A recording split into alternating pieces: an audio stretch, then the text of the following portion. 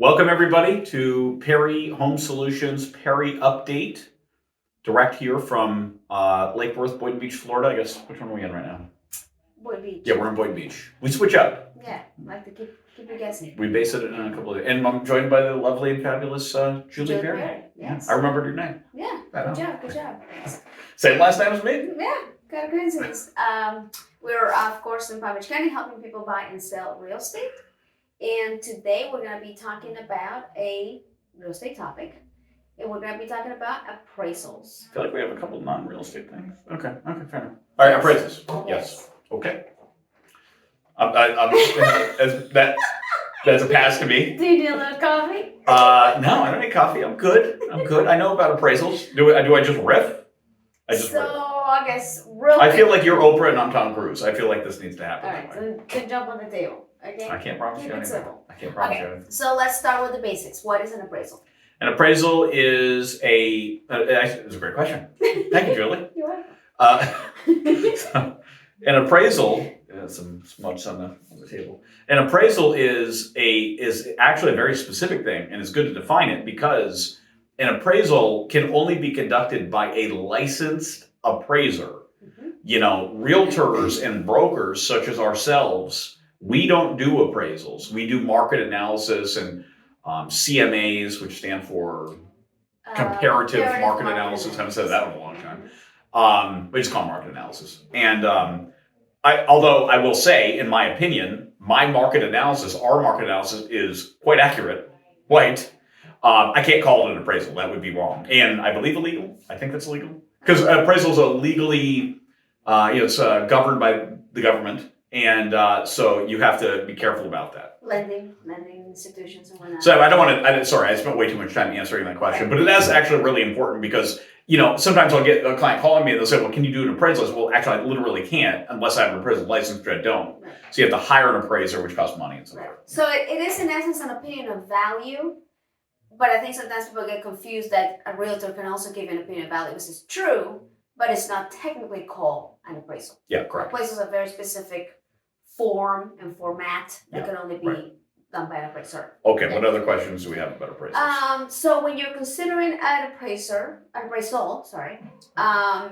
sometimes comes up with discrepancies. Maybe something that came up recently, which is why we're kind of talking about this, is bedroom counts. What constitutes a bedroom?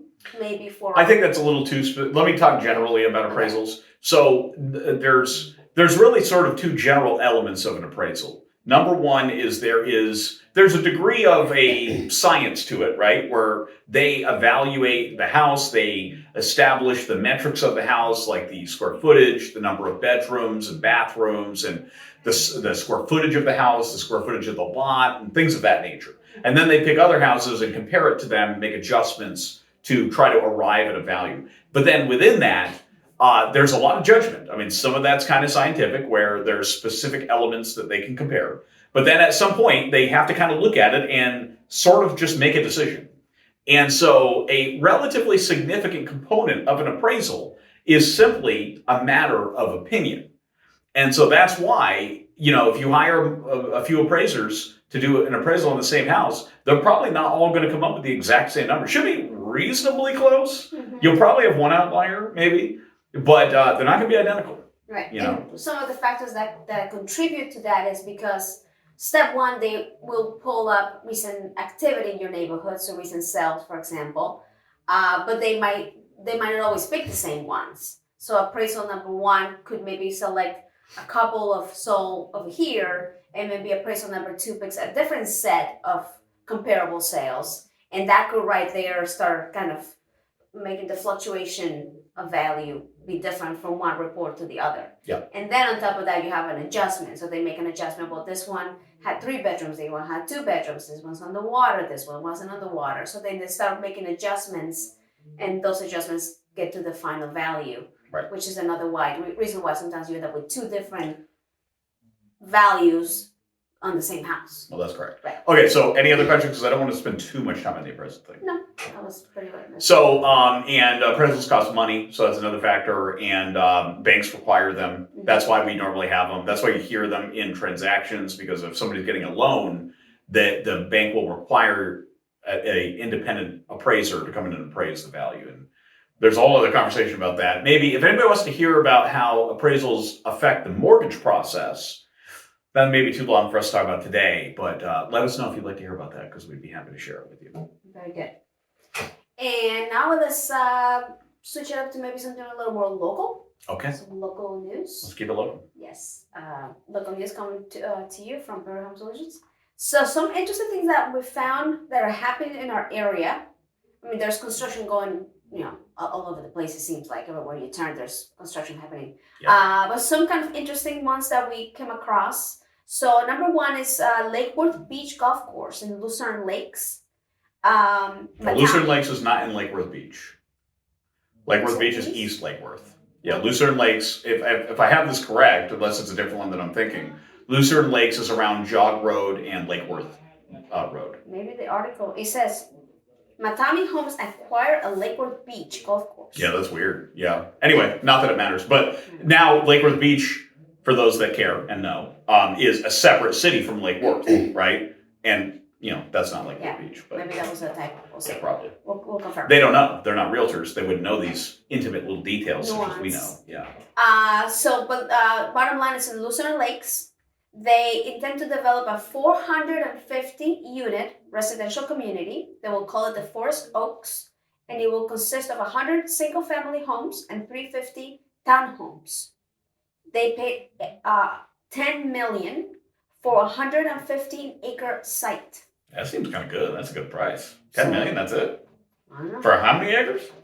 115, 115. I would tell you what that is per acre, but I'd have to use a calculator, and I don't have one. Yeah. So anyway, seems like a really good price though. And the pre-construction homes are starting at $400,000. Wow. That's a huge thing. Little side note, there aren't going to be too many golf courses left in Palm Beach County when it's all said and done. I was shocked at this one because they just built on the Fountains, which is right next to this. I think Fountains had multiple golf courses and they only built on one, but still it's a big thing. And now their neighbor, who also had a golf course, no longer does. So yeah, that's the thing. It's a dying breed, I guess. Okay. Yeah. And let me see what else. So that was an interesting one. Also, Palm Springs, which is not a city that comes up a lot. Not a lot of people talk about Palm Springs. People don't think about Palm Springs? Palm Springs, apparently not. It's not very... Who's forgetting about Palm Springs? I love Palm Springs. But this is interesting because they're building more than 400 apartments and 3 multifamily developments in Palm Springs. They're going to be called... Wait, let's see. I guess they bought a YMCA site, and that's where all this construction is going to happen. There will be 264 apartments that will consist of Lakewood apartments, which they're using, we'll go into that later. And then something called the Village of Valor, which will be an income-restricted complex for veterans and their families. Wow, that's really cool. That was kind of interesting. Yeah.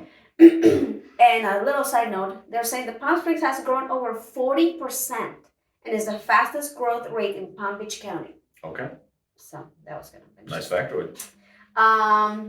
So something that I thought was interesting is that the Lakewood Apartments, they call it the Lego project, because I guess they're using this very special, different type of construction, which I guess they use molded blocks that interlock, like Lego bricks, to build the buildings, and it's known as a Renko. They use recycled fiberglass, plastic, resin, and stone. They're claiming that it's 23 times stronger than concrete and able to withstand Category 5 hurricane. Okay. So that's very interesting. Yeah. And they also said it is faster.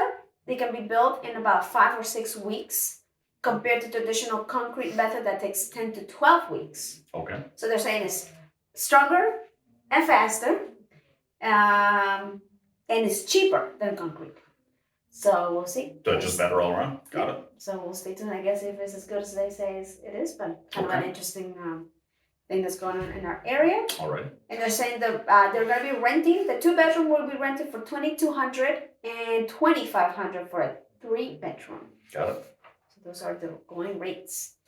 And the Village of Valor, like we just said, is a nonprofit that will be unveiling 54 apartments for veterans. And they're solely focused on veterans, which is kind of interesting as well, I thought. And that's it. Okay. Very good. Talk about the Achilles.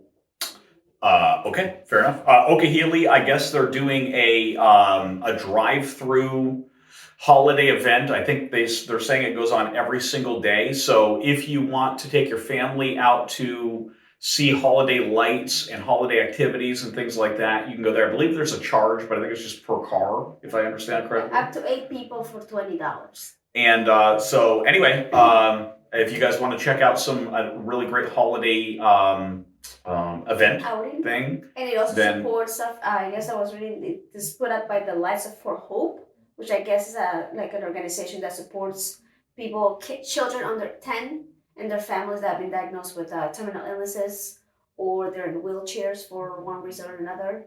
And I guess Yeah. that's where some of the money goes to. So that was interesting. So anyway, that's a great thing to check out for the holidays if you guys are so inclined. Yeah. All right, Julie. Anything else? I think that's it for All today. right. Thanks, everybody. Bye. Happy holidays. Bye.